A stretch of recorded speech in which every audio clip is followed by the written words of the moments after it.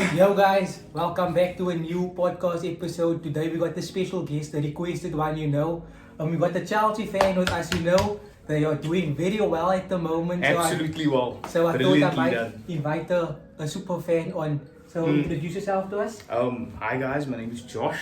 Joshua might remember me from the last videos. Yes, I'm back. Finally back out the house, but yeah, it's just good to be back, sitting on the couch. Okay. Yeah. So just explain to them how you became a Chelsea fan. Yo, that's actually a mad question. Like everyone in South Africa, no? You always brought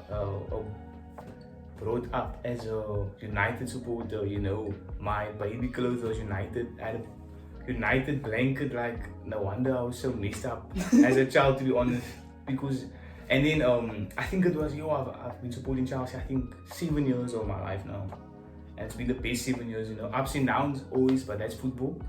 So I came because a Chelsea supporter.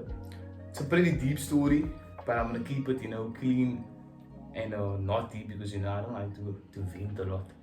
But long story short, I had a mentor who was a big Chelsea supporter. Used to go to the church and then he passed away. And then I was thought to honor him and to respect his name, I would support Chelsea. And it's the best decision of my life because, London is blue, man. It's always been blue, will always be blue. So I have a couple of questions you might answer, Yes. in the podcast, so that's what we do on here. So an understatement to say the last 3 years have been the best and the worst, like winning the Champions League to doing what's happening now. Yeah. Let's talk about last season first. Can you explain what went wrong last season? You started the season with Thomas Tuchel. Yeah. Don't know what happened. He got sacked. Graham Potter came in. He didn't do the best of jobs. But what went wrong last season? I think looking at it from a football perspective, because change of ownership and everything. I think when Todd Bowley came in, took over from Roman Abramovich. If you switch over from new management, it's difficult to adapt. So I think that's what's been going wrong at Chelsea. I think the players, the coaching staff, everyone's finding it difficult to adapt to a new system. And I think Poch has mentioned it multiple times that Chelsea fans need to be patient because it is a long-term investment, it is a long-term process. But I'm fed up of waiting, man. I can't see my team lose week in, week out. Just losing against Bournemouth, drawing. We haven't scored a goal in like 3 games. The memes are insane. The memes are killing me. I swear, even there's like people sending me stuff like, this is like Chelsea. They forcing the Chelsea tiger off the badge and everything. And I'm crying, This just to see my team like such down under, and we're spending billions and billions of money on trash. If you work out for a week, you want to see that that progress. I'm getting a bit bigger, but we're not going anywhere. We're not even pushing forward. So I think it's difficult to adapt to a new system and a new ownership. So I think that's what's going wrong at Chelsea at the moment. It's difficult to adapt. Must be tough being a Chelsea fan at the moment. It's hard, so Roman Abramovich obviously did not have a choice but to, because everything happening in the world. When Todd Bowley took over as the new owner, what was your expectations? Obviously you have not heard from him, but and what did you expect to happen when he bought the club, going forward? What did you expect? Did you expect us to do so bad? What did you expect? I think an American owner, I thought, I'm like, who's this guy? He owns a baseball team. He doesn't know anything about football, nothing. And then I think it was the first few weeks of the transfer window, and I saw him bringing these players, spending money. I said, okay, maybe something's happening. I felt like something's brewing in Chelsea because we're bringing these, this talent, and it's not like 50-year-olds, like 30-year-old players. It's young Brazilian players from Santos and all over the world and whatever. And you can kind of see what his idea is to build a franchise, to build something big at Chelsea. I think when he bought, I think there's a team in Paris or a team in France. I think it's another team. He bought that team so he can send players from Chelsea on loan to develop in that league. So I think you see kind of what's happened in Chelsea. Something's brewing, like signing Cole Palmer, I mean, these young Brazilian, Andrew Santos, Cesare Casadei, you know, these are all 18-year-old, 19-year-old players who probably will most likely be the future of the club. So coming in, I thought, okay, he's going to spend maybe money on that, keep it for the side. But for now, he needs to spend big money. So I thought, he's rich, he's willing to cash out money, he's willing to give the managers what they want, you know, these big players, these big stars. Chelsea's going to be scoring goals, they're going to be winning leagues. I was so excited. I think it was the first few weeks and I saw, hey, there's something happening, you know, when we got Graham Potter in. We were playing good for like first few weeks, like winning games, and okay, you know, actually we're gonna do something this season. And then obviously the worst position Chelsea's been in the history, you know, we just, what is it, 12th place? 12th place, I think. Damn. That's the like we're a mid-table club and we won the Champions League, you know. I feel like a Nottingham supporter at the moment. From tough. what? You won the Champions League the previous season and in the next season you finished 12th. Yes. I think so, yeah. Yeah. Probably most likely. Damn. I think we won the Champions League in 2020, 2021. Mm-hmm. Yeah, and in the next season, So- last season, we finished 12th, yeah. So, Thomas Tuchel, he won his Champions League. What did you make of that decision to sack him? I mean, Todd Bowley was there like for 4-5 months, and to sack him still the season after he won a Champions League, am I right? Yeah, the season after. They sacked him 2-3 months. What was it? 4-5 months after he won the Champions League. What did you make of that decision? Yo, honestly, I was absolutely gutted. I was fuming because you know, for a manager to win your Champions League, and he came in 6 months and he did that, by the way. He took over from Frank Lampard and he won the Champions League in a space of 6 months. I think that was when Obradović was still in charge, and then Bowley came in. I think something happened, probably the backroom staff, something happened. The rumor was something to do with the Ronaldo thing. I think I think Bowley wanted Ronaldo, and then Tuchel said no. And then I think Bowley thought, you're not going to rule my club, this is my team. I want what I want. And then there you go. If you don't want to listen to me, there's the door, and they sacked him. Which to me was, I was heartbroken to see the German go, because obviously he was an absolute, he was a great manager, you know. He brought the fire, he brought the flair, you know. He was on it like always. Yeah, we lost a couple of games and we were going down. You could see that Chelsea wasn't playing like at the base because obviously of the transaction from Obradović to transition. Yeah, the transition. Sorry, from Obradović to Bowley. So I think that's what, you know. And then obviously they clash heads. Like, not gonna listen to me. I'm the boss. Get out. So I think that's where it all And down then under. obviously you went to Brighton, and still one of the most exciting managers you could say at the time in the Prem, Yeah. with Graham Potter. What do you make of that appointment and how his tenure at the club was like? Can you put it into words? To be honest, I was very excited to see, you know, a new manager coming to a big club from Brighton to Chelsea. I thought, yo, this guy's gonna make something. To see what he did with Brighton, I think the last season, I thought maybe Chelsea gonna be top 4, you know, challenging for Champions League, you know, FA Cups and everything. And then to see how poorly the team performed under him, that was absolutely devastating to me. Do you think it's all his fault? To be honest, if you look at it now and see where the club is still at the moment with Pochettino in charge, I don't think it's ever going to be the manager's fault or the players. Something is going wrong with the ownership there, and I know you can see now we're bringing money, so how can it be the ownership or whatever? But I don't blame the manager. And Really? how can you blame the manager if you had Graham Potter, if you have Frank Lampard, But I mean, Frank Lampard and you is a have bit- Pochettino? Frank Lampard is a bit iffy. They backed all those managers, and so far they delivered nothing. I mean, if you look at the signings that you guys made, we'll get to that in a moment. But if you look at the signings you guys made, I'm pretty sure has been backed. Look at my team, United. People will say we backed, but if Ten Hag wants someone, a lot of people have been saying that. I read once, not too long ago, Louis van Gaal. Louis van Gaal said that most of the time at his time at United, he got his 6th or 7th choice signing because of the owners. They're wanting to either get the fancy names or what they want, not what the manager wants. Yeah. So, don't you think that sometimes it could be the owners? That's what I'm saying. It's.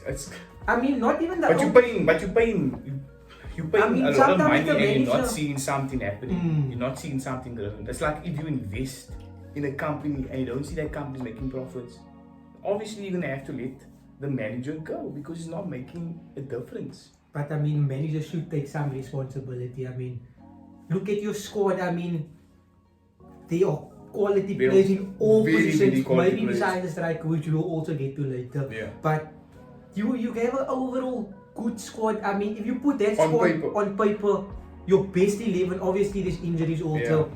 You are easily a top 5, top 6, top 4 team even. Truly. So, yeah, that is. I don't know who to blame it. At the moment, right now in time, I blame the players on the pitch because they're not fighting for the You badge. think so? If you're not gonna fight for the badge, then don't play football. I think the game that we lost now recently, I think to Aston Villa, the only player I could see who was willing to give 110% was Mudryk. And I know people's gonna come at me, Mudryk hasn't scored a goal. Like even Johnny Evans have more assists than him, but he's the only one running. He's the only one trying to do something. He's fighting for the badge. And whenever I look at Mudryk, you kind of get that feeling or that determination that you've seen in Timo Werner. He's always running. He's not scoring goals. He's hearing the banter. Oh, you do this, you that. Can't kick, but he's still playing. He's still fighting. That's what I like about Mikael Mudryk. And I think when Poch brought him off, yo, Poch, bruh. I want to knock Pochettino the hell out. You're a man down and you take off your fastest player. Now you think of that, that's stupid. Tactical reasons, Tactical for what? You're a man down. You want your fastest player on the pitch for counter attacks. You're supposed to work like that. But I blame the players on the pitch. You get a wage every single week, millions, thousands of rand in your pocket for playing what you love. At least give something, man. Put something. Fight for the fans. Fight for the badge. There's a lot of players, a lot of legends have been saying the same thing. There's no fight. There's no determination in going forward. We don't want to score goals, and that's what makes me very, very upset. So yeah, new season, new manager. As a United fan, I'm a big fan of Pochettino. What do you make of his appointment? I thought when we brought Pochettino, I thought long term, because we know Pochettino, he likes to work with the youngsters, he likes to bring them up. We've seen what he did at Spurs.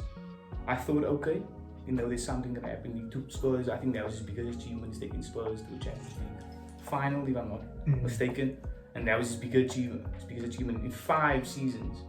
And I don't want to be there in 5 seasons. I don't want to make. You don't want to wait 5 seasons. I don't want to wait 5 seasons for one Champions League final. We are Chelsea. We're supposed to be in every single final. We're supposed to be challenging for the Premier League. That's what our core is. Every season I think we've won at least, for the last 10 years, at least one trophy. It was not the FA Cup, it's the Champions League. The Champions League is the Carabao Cup. It's not the Carabao Cup, it's the Premier League, it's the Europa League. We are always challenging for trophies. Since Bowley's come in, he's always thinking, no, we're gonna bowl for the future. The future of what? You can't bowl for the future if you're gonna be playing in the Championship. It's So new managers, same problems. What is happening now? Like, what's happening this season? You lost Aston Villa, you drew to Bournemouth, lost to Forest. On the first of the season, I was watching that Chelsea game against Liverpool, and I was like, they look like they're going in the right direction. And then what did you do your next game? I can't remember. I think we who was I? Who was your second game? I can't even remember. I think we drew that game because the following week we won within 3-0. Yeah, and in that game also I was watching it. It was a Friday night game. I was watching it, and it looked exciting that day. Yeah. And he's going to Forest. And Anthony Elanga. you know. Crazy. And you just saw the cracks again happening. You know, every time you watch Chelsea play, you just expect them to lose. Now, like, Yeah. what's happening? I think the first game against Liverpool, I told myself, I told my daddy he's a Liverpool supporter. I said just watch out Chelsea's in a challenge for the Premier League this season, because the way we were playing, the one touch Enzo, people were fighting, they were going. We're on the first touch on the man. If we lose the ball, we get back in our position, get the position back of the ball, and in the following game, we just see how Chelsea was pulling back the whole time. And in the last game against Aston Villa, there's no hunger, there's no fight. I really thought that Chelsea, in my heart, was at least challenge for a Champions League position, at least challenge for something, but we're busy fighting relegation. I think we're 14th in the league at the moment as it stands. I think six Premier League games, and we've only won once, and that was against Luton Town, 3-0. One game, and you're Chelsea, you're a major team, you're a gigantic club, and you're fighting mid-table. Yeah. So obviously with Todd Bowley coming in, big signings were made. Yeah. January, Enzo Fernandez 120, Caicedo 115, something like that. Big signings, but they're just not clicking. What do you think the problem is? Is it wrong players in the wrong system, or they attitude problems, or what is it happening? Mudryk also 100 more. Fofana last summer. I can think of your whole squad almost. It's brand new, yeah. So you think should you give them time? I mean, you're at Chelsea. You don't, a month or two is the most you need to settle in, and then you already hit the ground running. But just look at Enzo. I think stat was like he won 1 or 2 games in the last 8 months or something. As a Chelsea player. 2 games in 8 months. That's bad. Man's thinking about leaving. Yeah, I saw a rumor. Caicedo, you out Liverpool 1 minute, last minute he's coming Chelsea. To use. What's happening? Mudryk 100 mil was a bright spot, almost went to Arsenal. You guys signed him. Like, what seems to be the problem? I think, you mentioned all those players, and you need to think obviously at the mindset that these players are young. They are not in their prime. They have just came into the Premier League, most of these players, except of course Caicedo, who came in from Brighton. They are all young. They are all 19, 20, 21 years old, just coming into the football, into a major league such as the Premier League. Yes, I understand you're playing at Chelsea. You need to hit the ground running. You need to play football. You need to always give your best and 100%. But I think Mudryk has been given, I think this is his second season. He's been given time. He came January, so basically a season or a season and a half. He's been given opportunity one game now and then. But I think Mudryk, for me, has been disrespected by the club. He doesn't get enough game time. I think whenever he performs well, he gets taken off half time for no reason. He's like, what? Another injury. Caicedo, he needs to learn obviously how to adapt. He's been it's been 2 months now. 2 months. He needs to adapt to a new system. I think Enzo for me is worth all the money in the world. He's a top player. Last season he was phenomenal. He was Chelsea's best players. He was the one trying, he was the one doing things, playing ball off the ball. This guy's ball. I thought, okay, Enzo is flipping phenomenal. Fofana, too many injuries. Injury prone. 80 more. 80 People million. are forgetting that they paid the exact same amount for Maguire. But because Maguire's English, he gets the most. He gets the most banter. I think Fofana, he's good on his day if he's not injured. He's a brilliant defender, but he's injury prone. Obviously that's football, that's the way life works. But So another problem that everyone seems to notice at Chelsea, the number 9 curse. What seems to be going wrong there? Because from my earliest memory, it started with Morata. Higuain. You signed Lukaku back for all that money. 6 months into it, he's doing an interview saying he wants to go back to Italy. a season later, you are loaning him out. He's now gone again. You're probably not gonna get more than half that money back for what you paid for him. You sign Nkunku, injured again. Yes. Nicholas Jackson is just a meme at the moment. What seems to be going wrong there? The number 9 curse can't exist because no one technically wears number 9 at Chelsea. But you know so what? it can't be the number. So I just think it's that position has been cursed by But I somebody. mean- I can't remember a striker from like since I've been watching football now, since I've been watching Chelsea play, a top striker that scored more than 10 goals for the season for Chelsea. I mean, you have one of the great African strikers in your history like Didier Drogba, and since him has just been... It's been going down, yeah. I think when I saw Nicholas Jackson playing pre-season, I watched all the games. He looked absolutely phenomenal. I said, yo, this guy's gonna play, bro. You know, he's balling. He was the proper, you know, that number. He reminded me of Benzema, who just come fetch the ball, lay it off, drop, run, score goals. Brilliant. His composure on the ball was phenomenal in pre-season. He scored, I think he scored 3 goals in that pre-season we went to the US. Nkunku, brilliant. Everyone knows Nkunku. Last season, I think he won the top goal scorer of the Bundesliga. Everyone thought, yeah, it's good. Unfortunately, injury, we need to wait a few months. Do you think he will be the answer to your questions? I think if Chelsea get Nkunku back and we give him a few games to develop the system and we get him rolling, I think Chelsea will be back. Not the top 4, but at least, you know, at least a Conference League or like a Europa League position.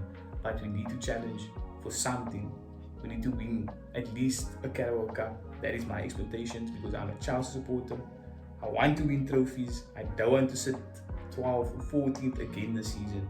But unfortunately, I think the injuries is what's killing Chelsea. Too much injuries. Yes. Yeah, I think Fabrizio, I think yesterday posted all the injured players. I'm looking at this list. I'm crying. These are phenomenal players. And imagine you take that players and you put him in the team. Okay, throw Nkunku in, striker. Throw Badiashile back in the defensive. Throw Madueke. All those players. Lavia hasn't even featured yet. He hasn't even touched the grass for Chelsea. So I think injuries have been very, very unlucky for Chelsea. Either we're unlucky or our medical staff is absolutely trash. I think I saw a meme in the week that said that even what you call this hospital here in Gatesville, Mellowmead's doctors is better than Chelsea's doctor. I'm checking you, that is facts, bro, because we are absolutely 3-4 months injuries. How do you get 3 more in training? What spots do we in training? What's he making him do? Yo, it's crazy, bro. So yeah, last question. How does it feel seeing your rivals, obviously Arsenal, Tottenham, even West Ham at the moment doing well? How does it make you feel? Arsenal obviously challenging for the league.